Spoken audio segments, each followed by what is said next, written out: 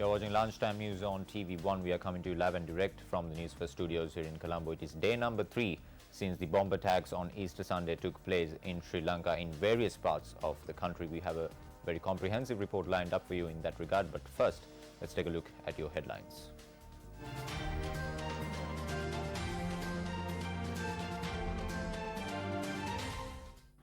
Security forces carries out a controlled explosion to open the seating area of a motorbike in Vellavatta.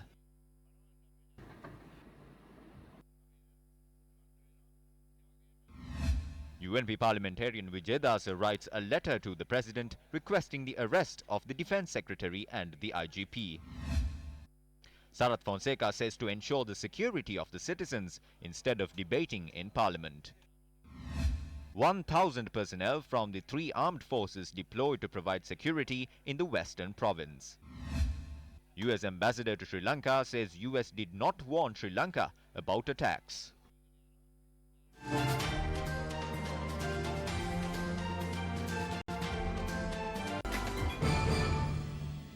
On to the top story now. Security forces carried out a controlled explosion following inspection of a suspicious motorcycle parked opposite the Savoy Cinema in Vellavatta.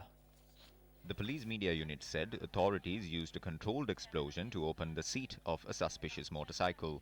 Police said the motorcycle was inspected based on a tip-off received this morning.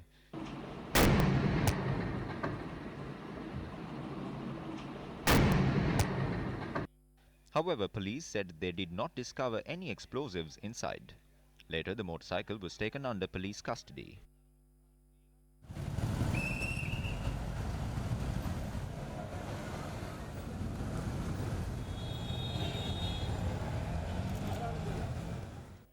Now, according to police, 18 people have been arrested as a result of island-wide operations conducted since yesterday. Police further stated that the operations were conducted along with the police special task force.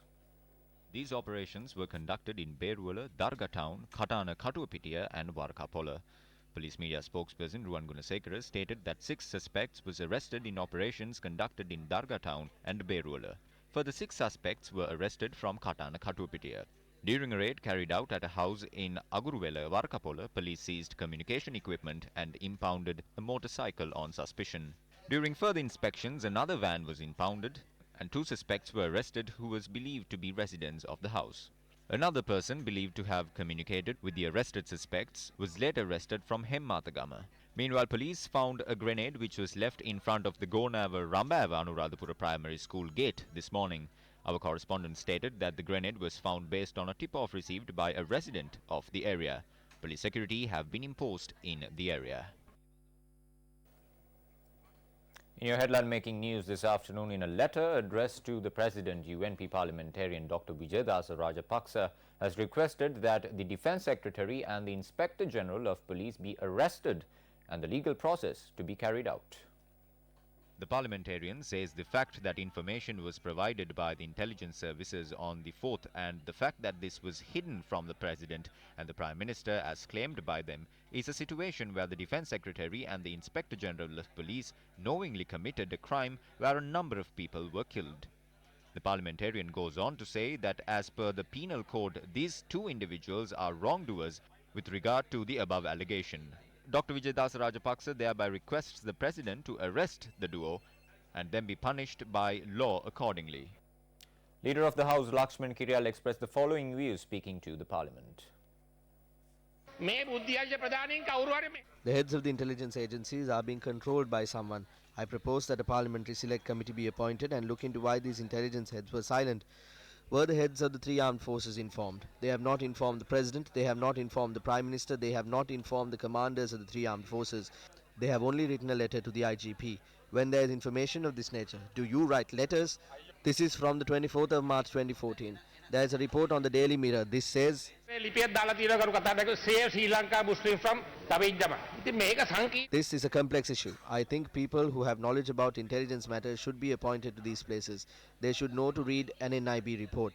They should be able to understand this. We have Sarath Fonseca, who is the former army commander. He is not doing anything now.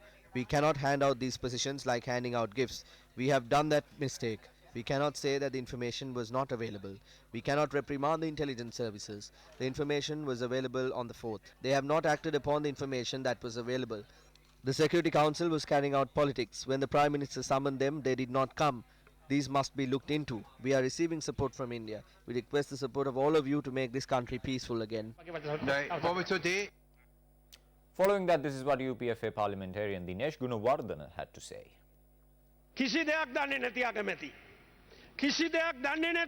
This Prime Minister is not aware of anything. The Deputy Defence Minister does not know anything either. Both of them are senior members of the government. There has never been a Prime Minister in the history of our country who said that he is not aware. I am disappointed to see my school friend fall into such a low level. You must never be afraid to speak the truth. Royalists will stand up. My friend, the leader of the House, will know. Royalists should stand up, not just dodge and run away. That is what should have been done. You admitted from the 4th.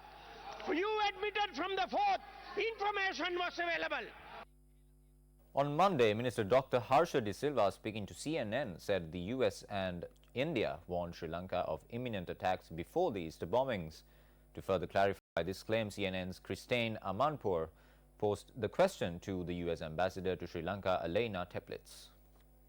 Today, on this program, the Sri Lankan Minister of Economic Reform told me that it was the United States and India, their intelligence, your intelligence, which had warned Sri Lanka.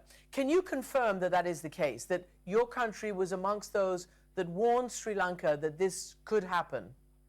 Christian, we had no prior knowledge of these attacks. The Sri Lankan government has admitted lapses in their intelligence gathering and information sharing. At this point, we are really focused on the investigation, hoping it will allow us to, wrap up the cell that was responsible for this activity and, find all the connections that might exist elsewhere. So, Ambassador, let me just get it straight. Foreign intelligence did not sort of pick anything up and alert the Sri Lankan government. I'm not suggesting you knew what, where, and when, but they're telling us that they had tip-offs and that there were internal memos that were sent from police to defense and back to police. Are you telling me that's not the case? Well, I can't speak for others. I don't know what other sources of information the government of Sri Lanka might have had. I can just tell you that we had no prior knowledge. Still in local news, final rites of the casualties, including the police officers who were victims of the Easter Sunday attack, were carried out today.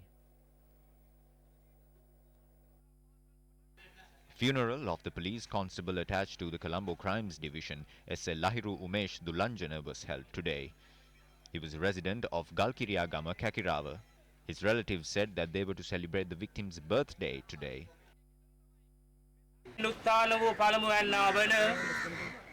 Final rites of 9 victims of the attack at the Kochikade St. Anthony's Shrine was carried out yesterday. The bodies were laid to rest at the public cemetery in Madampitiya. Final rites of 2 parents and the son of the same family was also held yesterday. The funerals of these victims were held under heavy security.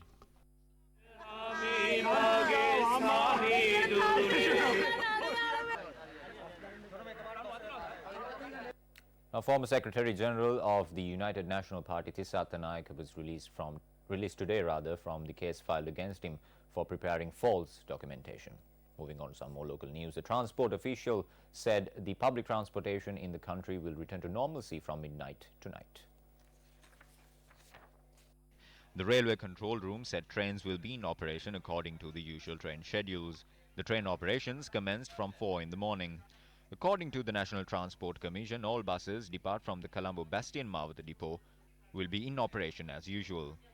An official of the NTC said there is a lack of passengers arriving at the depot. Sri Lanka Army Media spokesperson Brigadier Sumita Tapattu said 6,600 personnel of the Tri-Forces have been deployed to ensure the safety in public places. He further added that 1,000 soldiers have been deployed to safeguard Western Province only. Now, Abu Bakr Mohammed Badruddin, who was arrested with underworld drug kingpin Makandure Madush, has been deported from Dubai. The police media spokesperson SP Ruwan Gunasekara said he was taken into CID custody upon his arrival at the Bandar Naik International Airport. Meanwhile, 3 suspects, including singer Amal Pereira, who were deported to the island yesterday and detained by the CID, were released following interrogations. Let's take a look at what Sarath Fonseca said in the parliament a few minutes ago. I am not speaking today as a member of the ruling party. I am speaking today on behalf of the people. When we as a country face a situation like this, we are in pain. We are people who carried out our duties on behalf of the country. We have made commitments. There is no point in protecting the government or certain individuals at this moment. It is time we face the reality of taking this country forward and talk about it. You can't take this lightly. It is a dangerous situation. The LTTE took a long time to reach this level of terrorism. They took at least 10 years to get here. But this terrorist organization has risen their heads from this point. Intentions are different from one another. The LTTE was destroyed when they attempted to capture lands and divide the country. But this group is not here to divide the country. They are here to launch attacks and build a certain image for their religion in the wrong path. We are saddened by the fact that this youth are misguided. We don't carry feelings of hatred against this youth yet. But their intentions are different. It won't only affect the government. If this is not resolved, despite which faction from the government, they will have to face the same issue that is prevailing now. So, we have to get together and overcome this issue with the support of everyone at the chamber. Some politicians might not want to hear this, but after the previous war, we did not go in the right path. The politicians and heads of armed forces should not wait for terrorists to strike to start protecting the country. That responsibility prevails even if there is a war or not. We did not fulfill that responsibility. The carnival mood was on ever since the war came to an end. The need to obtain power and privileges were there, but we did not understand the gravity of possible terrorism. It was mentioned here and there, but no one understood the gravity.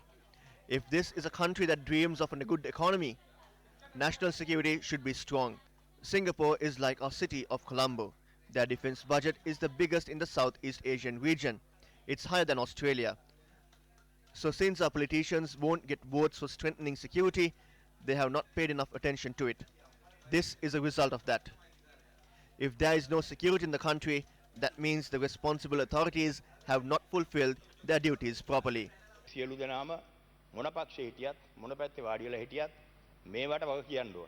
Taking a look at some more local news in the bulletin, now Field Marshal Sarath Fonseca went on to express his views on the current situation of the country.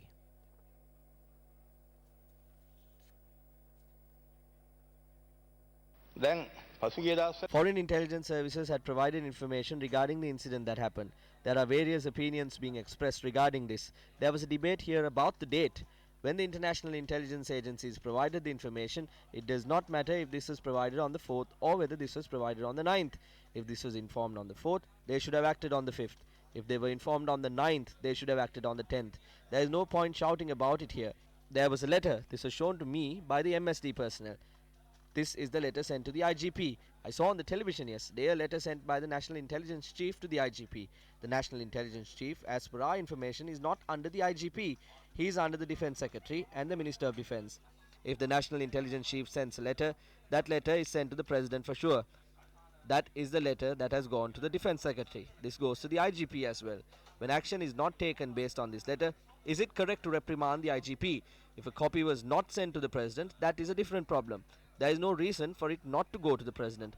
If the Security Council met every week, they should have spoken about this. If a letter like this comes in, they must summon the National Security Council at once. They cannot wait for a week. Just by sending the IGP home will not solve this problem. This is my opinion. When this person was being appointed the IGP, I said hand this over to Wickramasinghe. I met the President 4 times and asked that this be given to Wickramasinghe for 2 years and then it be handed over to the current person. This won't be solved by removing the IGP. There are people who are responsible for this. They should be held responsible. The fact that action was not taken based on the letter was a huge threat to the security of the country. And with that note, it's a wrap of lunchtime news for today. For a comprehensive update of all these stories, log on to our website, that is www.newsfirst.lk. Bringing you the news, I'm Harsha Singha. Your latest news update will come your way at 1:55. Until then, take care and stay safe.